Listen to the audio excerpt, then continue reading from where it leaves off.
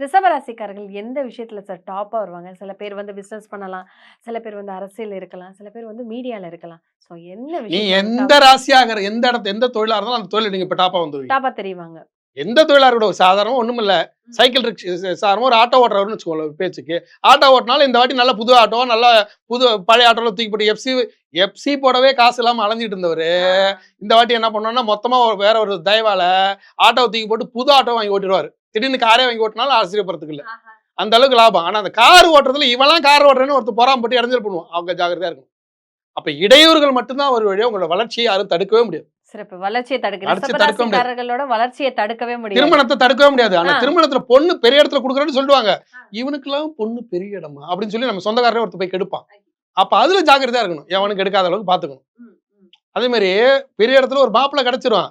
ஆனா ஏன் உன் குடும்பத்துக்குலாம் பெரிய இடத்துல மாப்பிள்ளைனா நம்ம நாளைக்கு மதிப்பா அப்படின்னு இடைஞ்சல் பண்ணுவான்.